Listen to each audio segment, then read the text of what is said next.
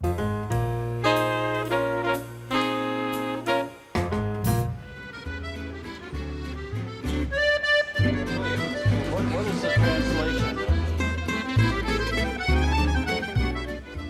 it's a French restaurant. I've tried to stay a French restaurant that's what I've been doing since I've been in this country. It's kind of a French innovative cooking.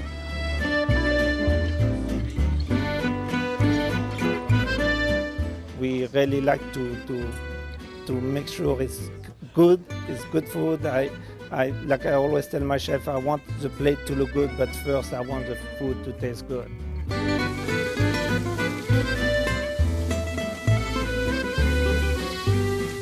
When you're the chef, you really have to stay in the kitchen and concentrate in the kitchen.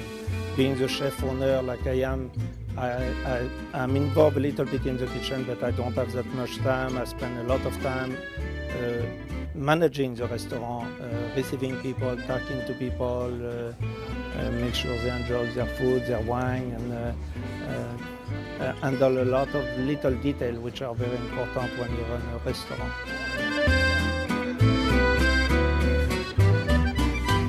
So Chris, Pierre has been in business for over 30 years. Why do you think it still does so well? Well, I think he has the knowledge, and he's very professional. He orchestrates everybody that's involved, back of the house and front of the house. He knows just exactly the timing of everything, you know, and he loves meeting people and greeting people and having everybody just have a good time. I love it. What about the food there? He does such a great job preparing everything at that restaurant. The presentation, you know, he's strictly French. He's very enthused at everything that he touches. And when he brings it out, you look at it and you go, I can't wait to taste it.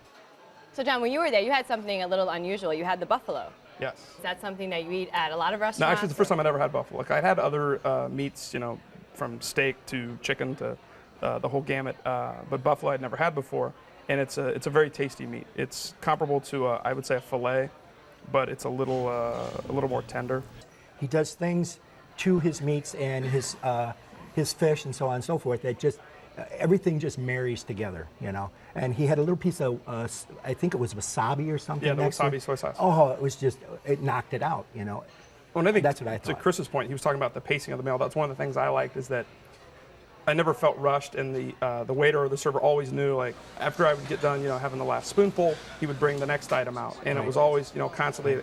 And as it progressed, from the appetizer to the entree to the dessert, as it progressed, everything was just as good as the first thing I tasted. What about you, Natalia? Well, all of that, I'm tracking with you guys on all of the food was fabulous, but my experience when I first walked into the restaurant, and my husband was lagging behind me, and the maitre d' turns the corner and looks at me like, what can I do for you, ma'am? And immediately I felt like I was back in France, and that whole French air, that, oh my gosh, I don't speak French, what am I going to do? The whole kind of attitude? Totally, I'm intimidated. I'm immediately intimidated. I have a reservation for two.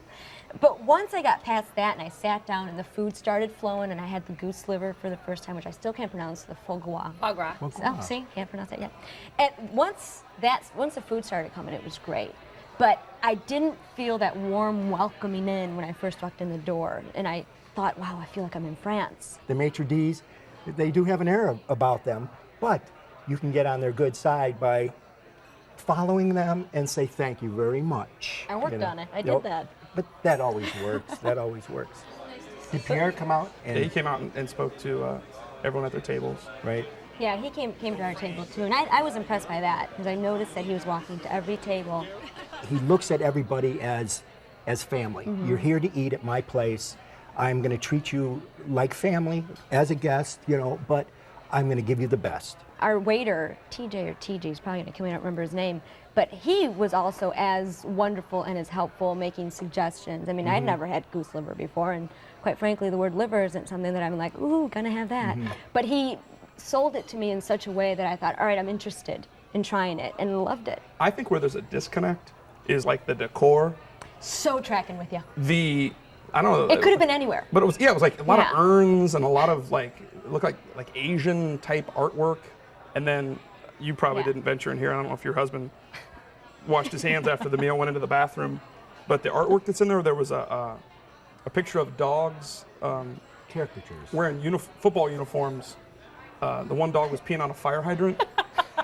I didn't really see how that was That's very French. You didn't know that? No, I wasn't expecting like to walk in and see like a mini Arc de Triomphe, or anything that like is indigenous to Gay Paris. But It's then his again, house. It's basically his house. Okay. Okay. But what, I mean, what would you expect a French restaurant to look That's like? What was his your house is expectation? decorated? I don't know what his house is decorated. Well, what I but- would I guess because the idea of a bistro you have in mind is something a little bit more, Retro?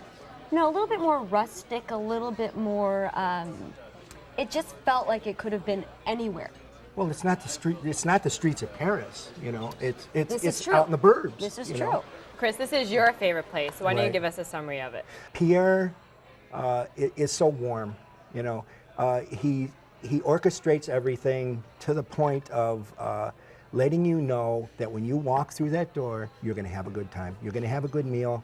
The food is excellent, all top notch. Everything is just perfect for me. Great. And Natalia, for you? Loved it. Fabulous food. I'm still a little bit intimidated by the French. And John, what about you? if you're looking for a road trip, by all means, jet out to where was it? Arlington Heights. Arlington Or if you live in Heights. the suburbs. Or if you live in the suburbs, right? I guess everyone doesn't live in the Oh, city. that's right. Oh, interesting.